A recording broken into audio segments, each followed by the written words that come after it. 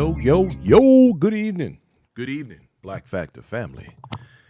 It's your host, Brian Forbes, and this is the Black Factor, where perspective is everything. And please believe I got the news that you can use. So we're going to chop it up about a few things tonight. You know, I've been covering all this Black history stuff, which we're going to continue to do every single show, every month, every week of every part of every year, because this is the Black Factor.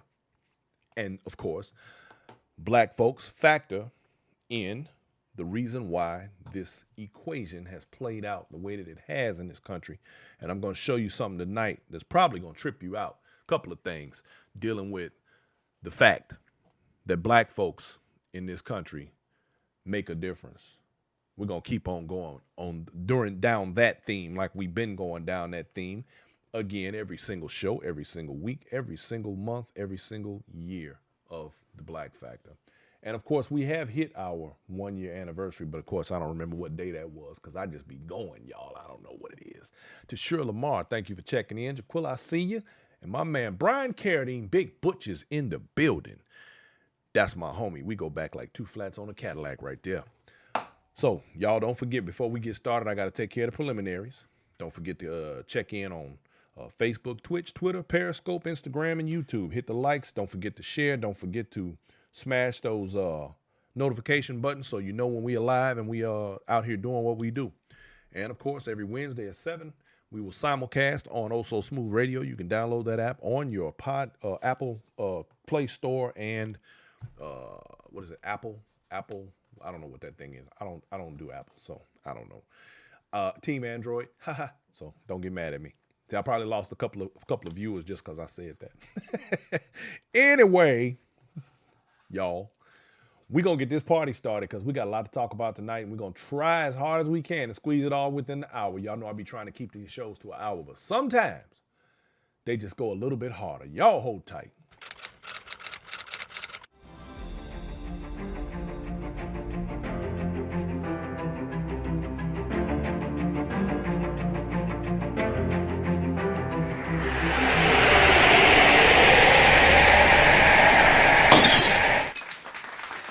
And it's time to get this party started. Okay, so right quick, y'all. You know, the last couple of days, of course, over the weekend, you know, I've had a lot of thoughts about us as a people in this country and, you know, how far we've come and why we've come as far as we have. My man, Kirk Price, is in the building. That's my buddy right there. He up there in Dallas, up around Dallas. You know, I've had a lot of thoughts, y'all, about, you know, some things. I try to remain optimistic about Black people's positions in this country. But the more I learn, and y'all know this is a daily adventure for me because even though I bring a lot of this information to enlighten everyone else, I'm constantly enlightening myself. There are things that I learn every single day. I am a work in progress, as they say. And as I learn these things, I just want you to know that it does sometimes disturb me a little bit. There's a burden that comes with knowledge, and that is understanding how to process it and how to compartmentalize it. And I want you to know, for those of you who may not, it is sometimes very difficult because you have to understand what to do with this stuff. It's hard because you can't just blow it off like it don't mean nothing, because this stuff means something. It means a lot. And when you start to put it all into context, it can be a bit taxing. It can weigh heavy on you sometimes, but that's okay. Marilyn Washington's in the building. I see you, Marilyn. Thank you for coming through. All right. So today, y'all, let me do these birthdays right quick. Ada Lewis Fisher. She was a lawyer. 1924 she was born, and she was a key figure in the civil rights movement in Oklahoma. Worked very closely with Thurgood Marshall, as it turns out. Catherine Hardy, she was an Olympic gold medalist and born in 1930. And she won a gold medal in 1952 at the Summer Games in Helsinki, 4x100 relay. Edward Ray Sharp, American R&B singer. And at the time, they considered that music to be more like rockabilly. And unfortunately, he had the song. I don't know if you know about the early rock and roll. There's a song called Linda Lou. He did that song. And unfortunately, he was described once by a producer as the greatest white sounding black dude ever. What nerve. Anyway, Talib Rasul Hakim, born Stephen Alexander, was an American composer, born in 1940. And of course, on this day in 1968, Gary Coleman was born. May he rest well. Now, also on today, very interesting little time capsule deal. Leon Spinks defeated Muhammad Ali today. That was their first fight. Of course, Ali came back and peeled his head the next time they fought. It was later on that same year. But he also just passed away on Friday, so may he rest well as well. He passed on the 5th of this month. Leon Spinks, rest in heaven, brother. Another famous ball player, 1924, Joe Black, pitcher for the Negro League. He was the Major League, the first black pitcher to win a World Series game in 1952. Now, I'm going to stay away from all of the sports figures because there's way too many of them who's born every day. But also today in 1942, very interesting thing because we just talked about this the other day. Kirk, that's my pleasure, brother. I'm glad you picked that book up and you read it. My man Kirk Price said, thank you so much for recommending the book Caste to me. An eye-opener indeed. Absolutely. And I suggest that to everybody. If you get an opportunity, check that book out, Caste, C-A-S-T-E. Excellent, excellent book. It puts a lot of things in perspective. On today in 1942, Congress advised Franklin Delano Roosevelt to lock up all the Japanese so they wouldn't oppose the U.S. war effort. And we just talked about that the other day when we talked about our soldiers and the different roles that we played throughout history in the wars. And had we not been parts of those wars probably would not have been won, because there are so many feats and things that took place and accolades not given that played major roles in us winning all of the wars that have been fought in regard to democracy and patriotism, which patriotism is now becoming a dirty word in my mind, which we're going to get to that also in just a little bit. So also on this day in 1925, another interesting tidbit, Marcus Garvey entered the federal prison in Atlanta for mail fraud, and President Calvin Coolidge commuted his sentence in 1927. So this yet another day, and this is what kind of starts to lead me into where we're going today. And that is that, for example, there's a weaponization, which we've discussed before on here, of the police departments. There's a reason why these police departments and these institutions have been weaponized. And we're going to talk about exactly why. There's a propaganda campaign that is going on and has always gone on. They want our rhythm, but they don't want our blues. See, that culture vulture nature of many, And we talk about civil rights, but the thing is this, you have to ask yourself, there's nothing civil about rights. We need black rights. We need rights for black people, period. Civil rights has gotten us into deep doo-doo because civil rights applies to seemingly everybody except us. The number one benefactor of civil rights during the civil rights period, or what has been deemed the civil rights period, were white women, amazingly enough. Now, again, like I always tell y'all on this show, you don't have to believe me, but look it up for yourself, because you will find out that the fact is that the people who have benefited from civil rights have been everyone except us. As insane as that is. And that's a story for another day, because I'll go down that rabbit hole and never come out. We'll be down that path, and I'll miss what I'm going to talk about today, because that's a whole different subject. Now, what bothers me, and I was saying as I led into the show, a couple of things that disturb me. And one of them, particularly as we are in the midst of Black History Month, it bothers me that black folks have gone to and still go through great lengths to try and prove that we're worthy. We are constantly How the old folks used to tell you when we was growing up, at least in my generation, you got to be twice as smart and you got to work twice as hard if you want to be on the same level as those around you of other races, if you will. Now, the problem is, why is that? Why is it that we are more than capable, have been more than capable, put our pants on the same way, and in fact, in most cases, have been far more skilled and able than many around us, yet we continuously go through this thing where we have to have validation from others. And the fact is, the only reason that validation becomes necessary because of who controls or has controlled thus far the purse strings in America. Because, of course, if we want to get paid, we would have to bow and kowtow to those who have the ability to pay us or to make sure that we are able to make an economic impact to our own pockets. We always make an impact to their pockets. We always have. Black labor, white wealth. That's what it amounts to. The fact is, and this is why I promote entrepreneurship as hard and heavy as I do, because it becomes a necessity for us to take care of our own and not so much everyone else's.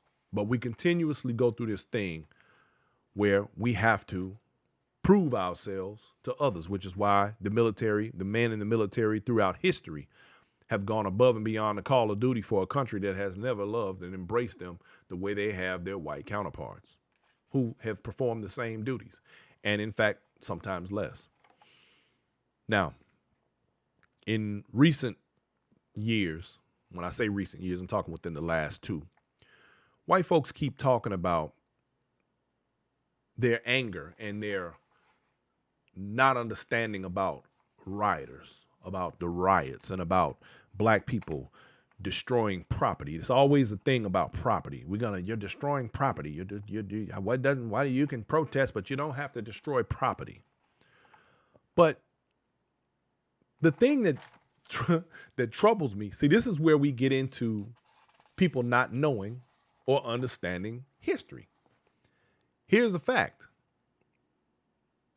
Between 1783 and 1865, there were 55 riots.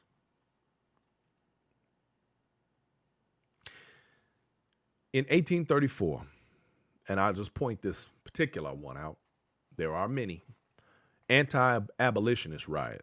It lasted a week, and that was until the military stepped in and stopped it. Now they attacked homes, businesses, and churches of abolitionists. Just for clarification, abolitionist is an individual who was against slavery and a person who worked toward the freedom of black people. 1835, the Snow Riot. A lynch mob in Washington, D.C. attacked free blacks in the city, all white mobs, and they wreaked havoc on anything affiliated with free black people. 1865 to 1899, 46 riots. Now, I want you to take particular note of the times that I'm mentioning these riots, because all of them up to 1864, black folks were still in chains. Now, none of the riots that I'm talking about had anything to do with the uprisings of slaves. These are all strictly white folks rioting, destroying property, and tearing up stuff. Now, from 1865, which was the year of the Emancipation Proclamation, to 1899, there were 46 riots. And from 1900 to 1920, there were 85 riots. So far, we're up around 200 and some odd riots right there. Between 1920 to date, between 1920 and right now today, there have been 221 riots. Now, I want you to let's put that in perspective. Let's think about what we're saying here. Now, just in 1919, for those who don't know, That was a year that they called the Red Summer. Now, there's a reason why they call it the Red Summer. And the Red Summer was because of all the riots. All started by who? White folks. White riots against blacks. Between the months of February and November in 1919, that's just February to November now, 41 riots, all race-driven. Now, let's guess who started race-driven riots in 1919. The conclusion that I'm coming to is that violence and racism in America is as American as baseball and apple pie. And it seems that if you push back against racism, it's criminal. You become a criminal and a racist yourself if you push back against racism. Isn't that the most amazing hypocrisy that you've ever seen? But then hypocrisy in itself is amazing, isn't it? Almost every one of these riots was race-based, which takes me back to my thoughts about when we talked about the gun laws. We did that whole show about gun laws, and we came to realize that every single gun law, almost, I'm talking most, except for a few, almost every single gun law was created because of black people. I'm sorry, I take that back. It's because of white people and their fear of black people with guns. That's a more accurate accounting of what that was. Now, it's interesting to me that now that black folks are the ones expressing themselves in regard to standing up and pushing back because of black folks are angry. They're tired of being pushed around and attacked. Now, all of a sudden, white folks sit back on their armchairs and say how barbaric and wrong it is to destroy property and to raise hell. Oh, so now it's a problem. Yet throughout the entire history of this country, damn near all the way up until the 60s, white riots were acceptable. And then when you think about it, now this is just putting it in perspective, suddenly black folks have become the poster child for riots and unrest. But amazingly, the riots that take place now and in the last 40, 50 years have all been because of police brutality. Because the white establishment has basically begun to use the police force, the slave catchers, see, these are the slave catchers' descendants, the police force, as a weapon, the same as they did the riots. See, now, because of the laws that are set up in specific ways, they know they can't even circumvent their own laws and get away with it now.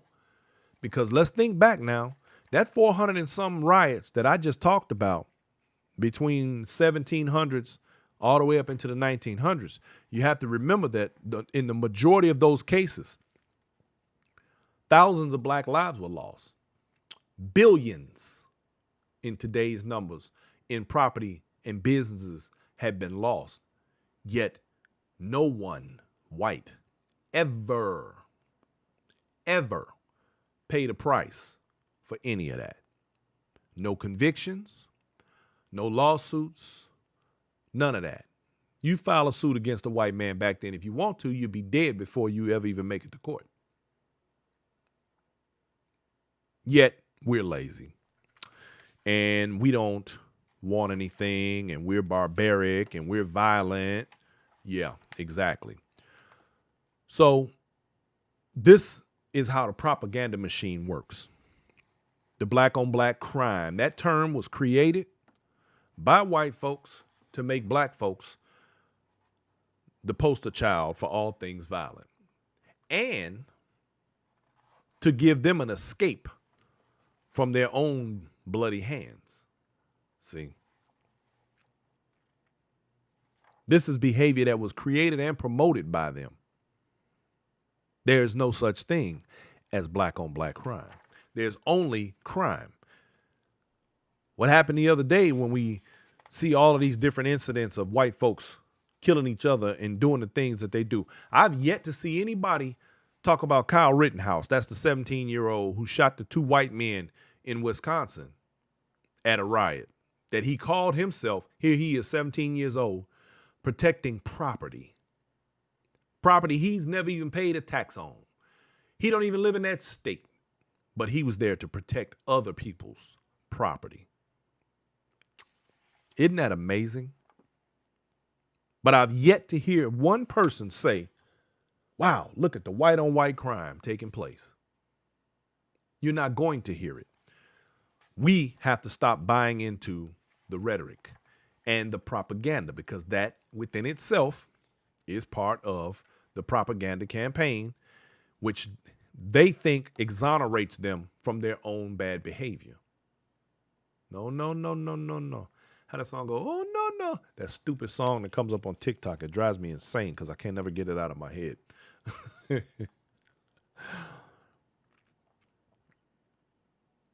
Now, with the weaponization of the descendants of slave catchers, the police departments, we are subjected to having to riot to be given our fair shake. The weaponization of police departments against the black community has made it possible to continue to oppress and continue to keep black folks in a particular light of dehumanization. And that is the way they make it okay. See, you have to realize how these justifications take place. First, you must dehumanize a group in order to make it okay for you to slaughter the group. This is exactly what Hitler did. He put out a campaign when he came to power after having been jailed for his first attempt at taking over the government, like somebody else we know.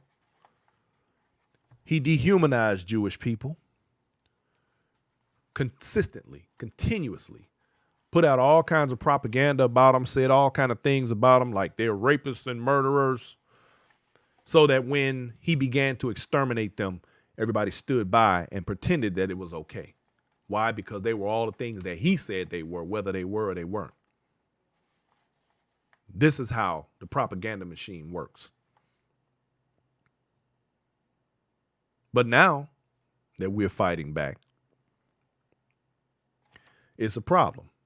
You know why? Because we're supposed to just sit back and just take it.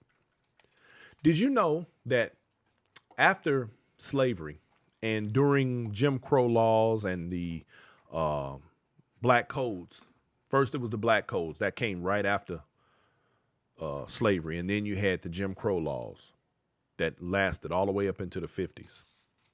And the residue of the Jim Crow laws that lasted all the way into the 80s and 90s, and still some today.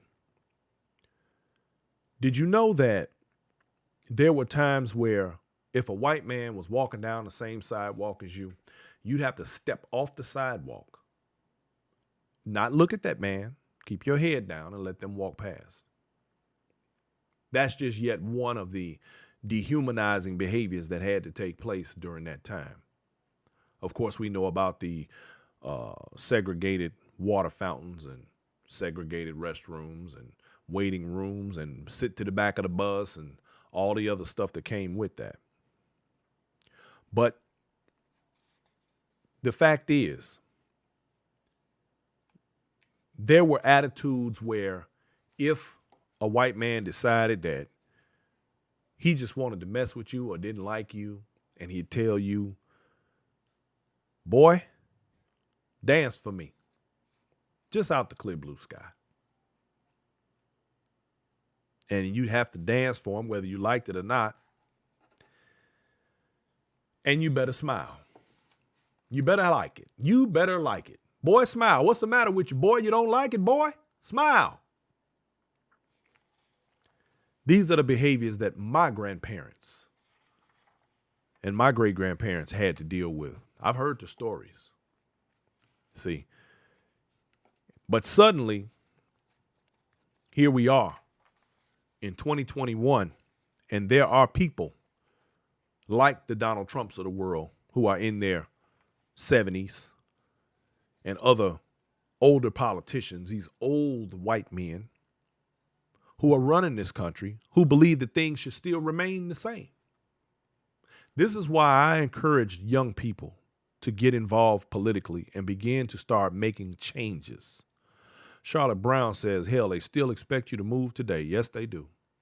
This is why we have to begin to make political changes in this country that are going to benefit us collectively. Because if we don't, these old white men, although they're dying off slowly, are still making the rules, which is why we're going to watch the travesty that is this impeachment process begin tomorrow. We're going to get into that in a minute. It's a shame that we have to today continue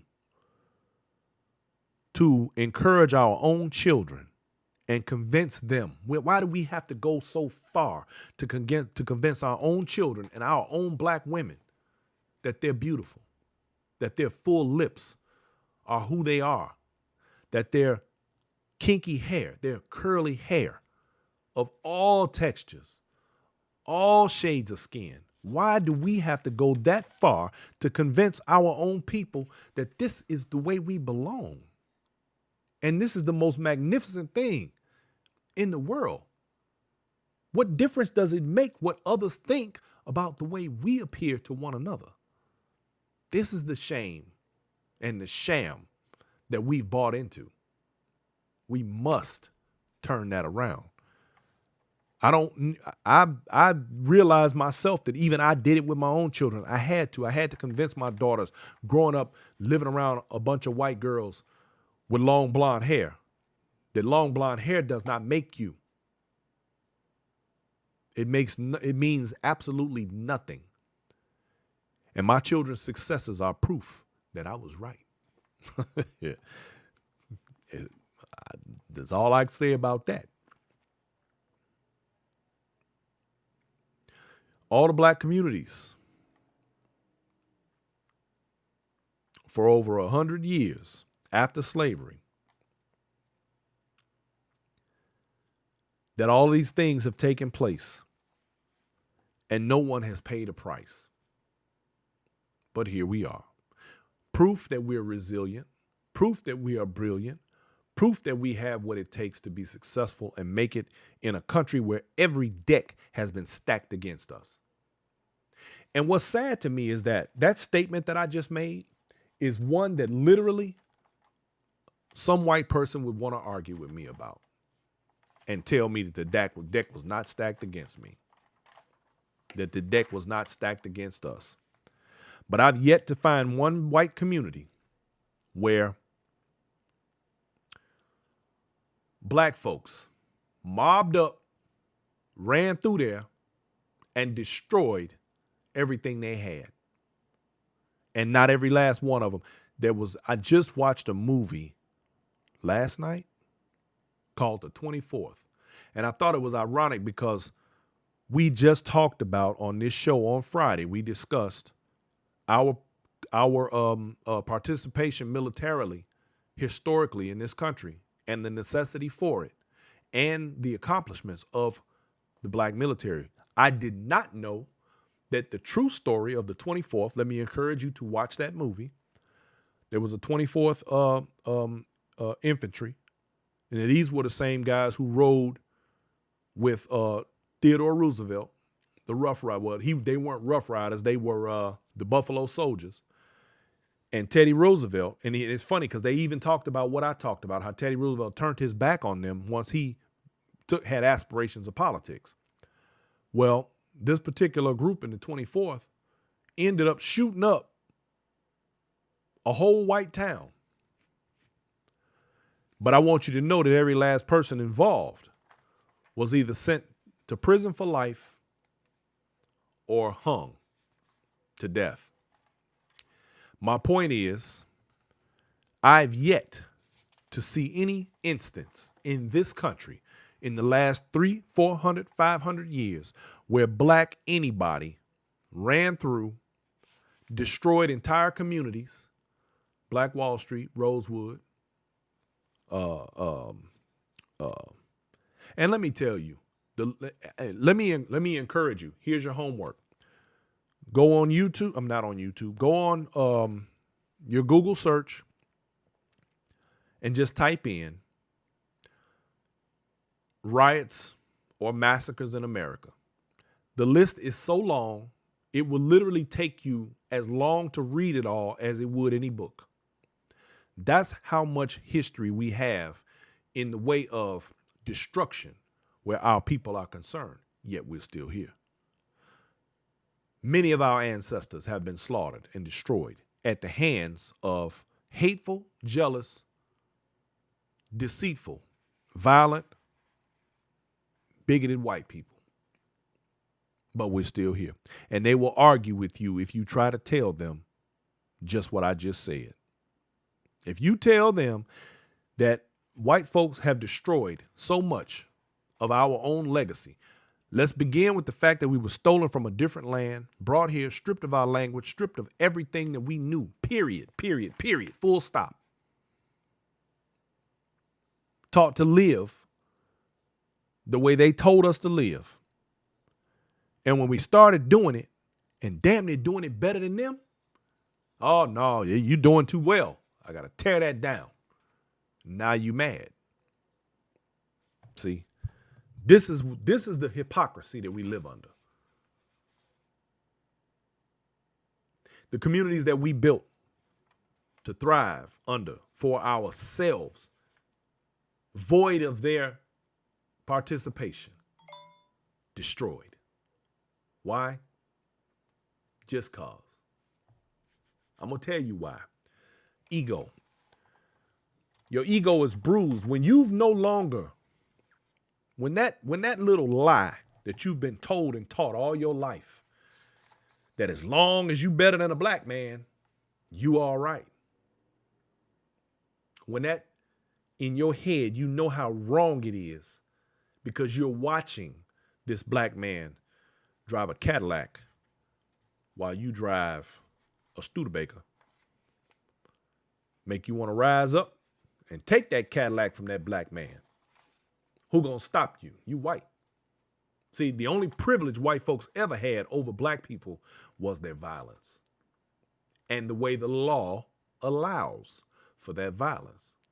See, we are a country of laws. The only reason many of the things that have taken place historically in this country have been able to maintain the way they have is because the law has worked in favor of those who would break it because they're white and they can get away with it, which we're about to watch tomorrow. See, this is where I'm headed with this.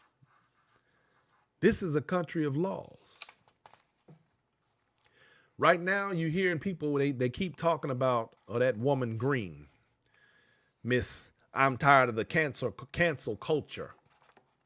Cancel culture? Well, who was talking about the cancel culture when you canceled out Colin Kaepernick? When Colin Kaepernick expressed his God-given right to protest, what did y'all do? You canceled him. See, this is my point. The chickens always come home to roost, baby. Every time you make a law, you make a rule, or you come up with these cockamamie ideas about who's wrong, like my mama used to always say, when you dig one hole, boy, you better dig two. Because one of them's for you. You ain't getting away with nothing. Ain't nothing slick to a can of oil.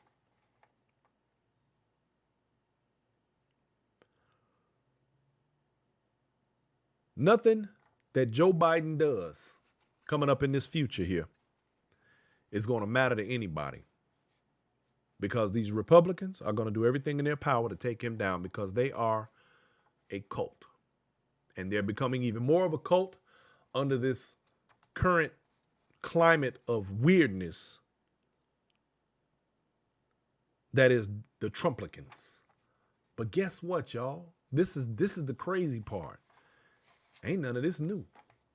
You go through history, you'll find that there have been very many situations real similar to this that have happened. And the Constitution has withstood it all. None of this is new. Some of those very riots that I talked about earlier, this is why I encourage you to look them up, check them for yourself. None of this is new. None of it. And it's all part of, again, the propaganda campaign that we have to be faced with every single day. Now, the reason I keep saying propaganda campaign, because I want to show y'all something. And this is part of the reason why we keep buying into these things. And this is the danger in it all. Advertising and subliminal subduction. Advertising and subliminal messages are trouble. We saw the message sent when Colin Kaepernick kneeled.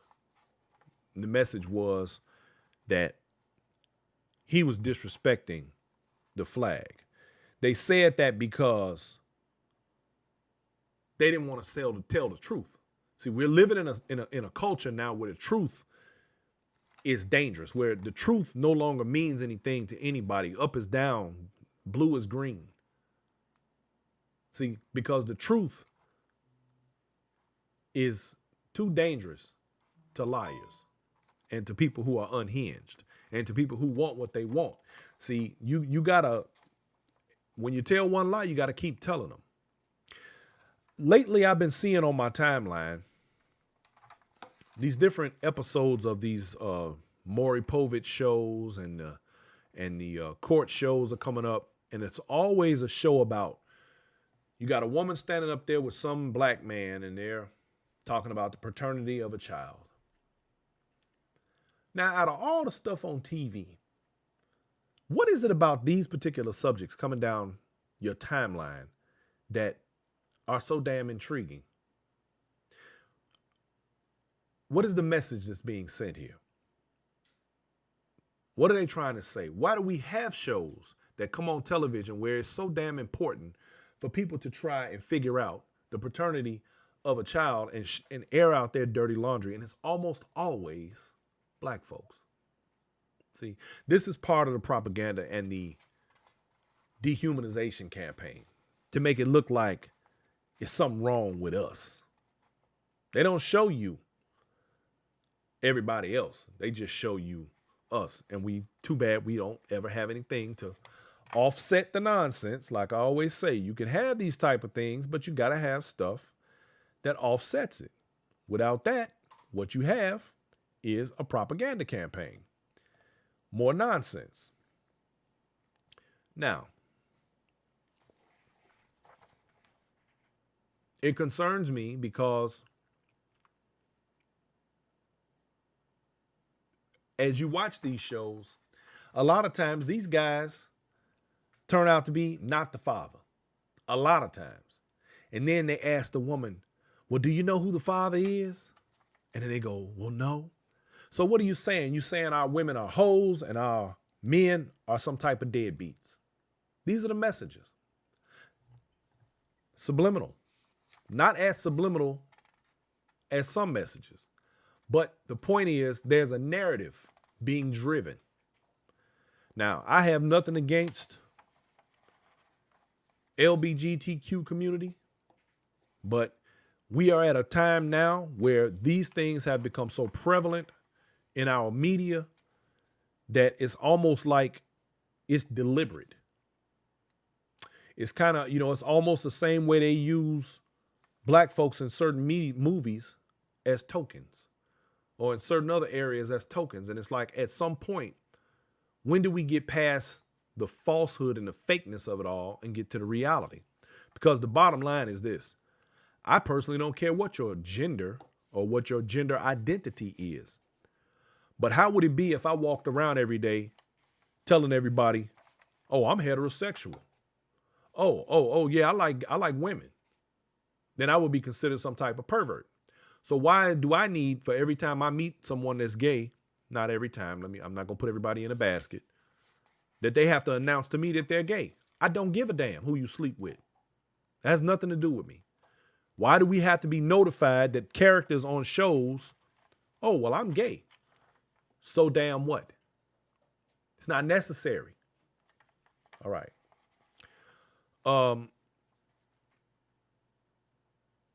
The thing is that there's a reason why information is being put out here. And a lot of it has to do with our choices being manipulated, our thought processes being manipulated, and the way things are being presented to us. They help you decide how to spend your money. They help you decide how to move about in life. And a lot of people don't believe that these things are true, but they are. Advertisers do not spend the billions of dollars that they do for no reason. Do you not understand that they study us? They study our people and the things that go on around us in order to know how to market to us? Why do you think when you're on your Facebook timeline, certain things come down that timeline that you just finished talking about? They're listening, they're watching, they're paying attention. Some people don't believe that these things affect them, but I'm gonna prove to you that they do, because I'm gonna show you something in just a minute here. Subliminal messages are visual auditory stimuli that the conscious mind cannot perceive, often inserted into other media such as TV commercials or songs. True subliminal messages cannot be observed or discovered by the conscious mind, even if you're actively looking for them. Subliminal messages and advertising rely on that concept and is the practice of using words or images, stimuli, that consumers don't consciously detect. Researchers found that briefly displaying words and images so quickly that people do not even consciously notice does nevertheless change their thinking. They found it was particularly effective with negative images and words, which could alter a person's mood. This kind of messaging can be used to strengthen or heighten the persuasiveness of advertisements, or to convey an altogether different message entirely. Today, the use of subliminal messaging is banned in many countries. Unsurprisingly, the United States does not expressly forbid the use of subliminal messages in advertisements, though their use does fall under federal law enforcement jurisdiction. In other words, like many pesticides and other things that we deal with that are banned in other countries, subliminal messaging is not either. Now, I want you all to watch this. I'm going to play this little video here. And I'm going to, right toward the end, I want you to note in this video that I clipped in a certain part like 4 times because I want you to see it for yourself. This is a George Bush ad that was during the time when he was running against Al Gore. Pay attention to the message. It's a 30-second clip. Gore, prescription drug prices have skyrocketed and nothing's been done. George Bush has a plan. Add a prescription drug benefit to Medicaid. Now, I'm going to pause it in a second. Will have access to prescription drug benefits. And Al Gore? Gore opposed bipartisan reform. He's pushing a big government plan that lets Washington bureaucrats interfere with what your doctors prescribe. The Gore prescription plan? Now, I'm going to stop it right here because let me explain what's about to happen. They're showing you that Gore's prescription plan is such a bad idea. Right here, they're going to flash the word rat across the screen so quickly when they talk about bureaucrats and they're using Gore as the bureaucrat. They're going to flash the word rat across the screen so quickly that I actually clipped it in 3 more times just so you don't miss it. But you got to watch because it's literally 1 frame.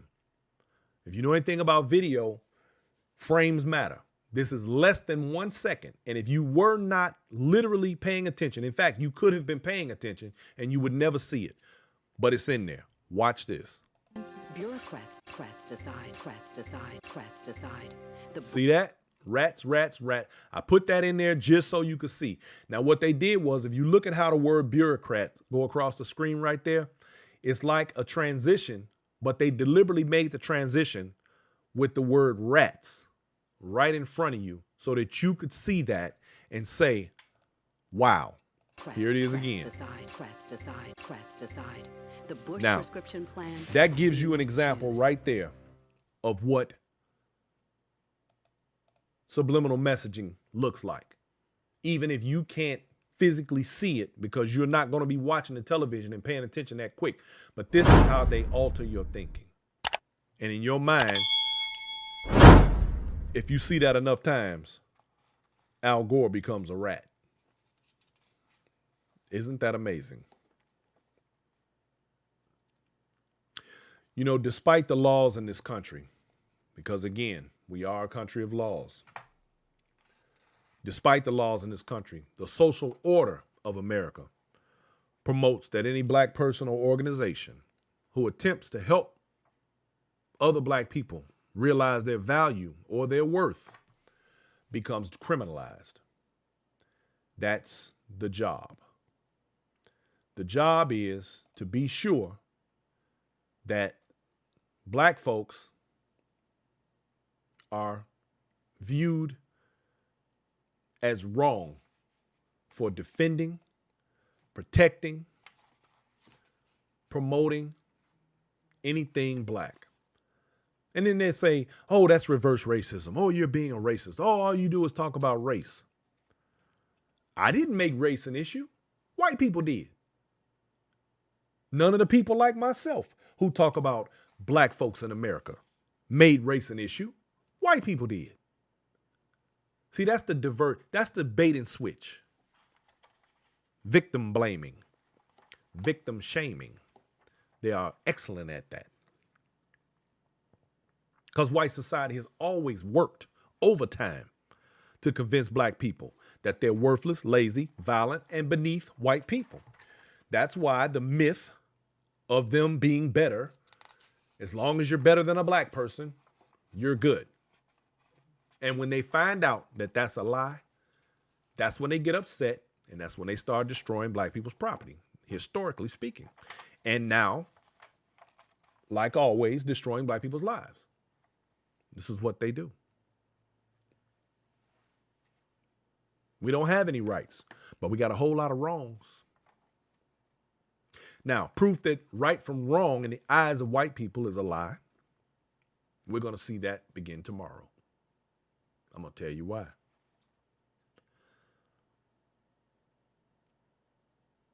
We're going to watch rich white men protect another rich white man from the people. Tomorrow, there's supposed to be an impartial jury of men that are going to hear a legal argument that is supposed to be decided based on the merits and the facts and the witnesses of the case. But guess what? We already know how the outcome is going to go because they've already said as much. They've already said that, well, we're not going to convict him. They don't care what the facts are. They don't care that he deliberately has tried to undermine the Constitution. They don't care that he has threatened people. They don't care that he has rallied people to do harm, maim, and kill individuals of the government, which goes against his oath. They don't care. And the crazy part is that if they allow him to get away with it, it only means that this country, the days are numbered. We're headed down this rabbit hole. And yes, they want him back. See, this is the thing. This path right here is the exact same path as Hitler. The same. I don't want, it disturbs me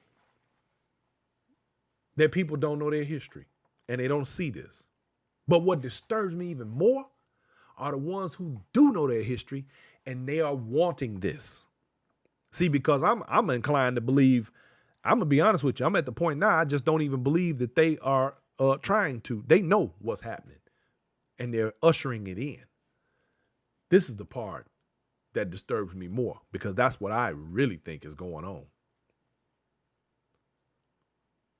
This is what I believe. This is a country of laws. For some people, not for everybody. Most of these laws were created out of attempts to be superior, but they always come back to bite. They come back to bite the creators right in their ass.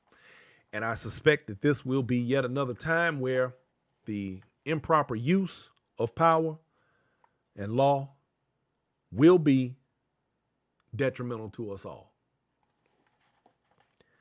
The problem is if you don't stop someone like this and what's taking place is that it's going to happen again real soon. No examples have been made, which is exactly why so many riots took place historically throughout this entire country to the demise of many, many, many black folks because nobody ever did anything about it. But the minute the rabbit got the gun, oh, now it's a problem. The fact is they would have to rewrite so many laws so quickly that it would border on insanity. And it just wouldn't work. So they got to keep doing what they do. And that means they're going to pretend like Donald Trump has done nothing. They're going to pretend like none of this means anything and that it's some sort of a big hoax, a big old trip. And no, it's no big deal. Nothing's going to happen. Let me tell y'all something. These QAnon people, let me tell you what their latest idea is. First, they said that on Inauguration Day, that Donald Trump would be inaugurated and all of the people in the Democrats would be rounded up and executed, and then they would put Donald Trump in power, and that would be the end of it, and he'd stay in office. That was their first one. The new one is on March 4th. This is the next conspiracy theory event. March 4th, they say that the people, lots of people will be executed, and Donald Trump will be sworn in on March 5th. This is what they believe. This is the nonsense that we have to look forward to. All because people like that green woman and Donald Trump continue to spout lies, talking about the election was stolen and all of this nonsense, which again goes against his oath, but they don't want to talk about that part. Donald Trump effectively has shot someone on Fifth Avenue and gotten away with it. He said he could do it. This is figuratively exactly what he has done. If they don't do something about this, it's going to be hell to pay across the board.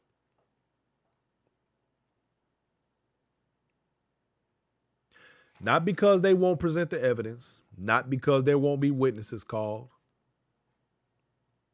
but because, and not because it won't be determined that he's not guilty. He's not going to get convicted because we have elected officials who don't care about integrity. They don't care about their oath. They don't care about the Constitution. They don't care about democracy. They don't care about the proper way things should be done. All they care about is, I'm a Republican and you're a Democrat. Tribalism, cultural tribalism, and cultism. Anybody got any Kool-Aid they want to spare? I got some. Need some Kool-Aid. These are the people we elected to go forward and do the bidding and business of the people of their districts. They don't care. Or do they? Do they? Are they doing the bidding of the people of their districts? Are they literally saying basically, yes, my people want Donald Trump back in power so that he can become an autocrat and we can throw out the Constitution and democracy can be over with? So we don't need witnesses. We don't need to hear any of it. He's not guilty, regardless. He's not guilty. He had nothing to do with it. Even though he claimed that the election was stolen, even though he won the first time, then he turned around and claimed the only way he would lose is if the election was rigged. No receipts, no facts, no nothing. Just say anything and see what sticks. And it just scares me that there are only two sides to this. One, you either dumb as hell or you're divisive as hell and you know what's going on. Either way, it ain't good. What happened to the John McCains of the world? And I use John McCain as an example because John McCain to me was the last of the Republicans with some level of integrity. Well, let me take that back. Liz Cheney is doing the right thing. She's operating in conscience and integrity. But at least John McCain, when they tried to drag Barack Obama, stood up like a man with a spine and said what was supposed to be said. I don't care what side of the aisle you're on. Don't make up lies to better your position. What kind of people have we really put in office these days? If we the people can't depend on our elected officials to do the right thing and do the business of this country fairly and impartially, what are we really doing? From the highest level. Now, let me show you what a real problem is. If we can't trust them to operate the judicial system and the justice system at the highest levels in this country, do you really think that black folks and people who live on our level trust the judicial system, trust the system of laws that is supposed to govern us, and expect for us to get a fair shake in a courtroom? Why would we believe that that's even possible when the people that are supposed to have set the example in this country can't and won't? Why should we continue to support a system that has proven time and time again not to be in our favor? That's just a question. Makes you wonder. If they can't do it there, then we know what's happening at the lower levels is a sham. Y'all do realize this whole thing could come unglued behind all of this, right?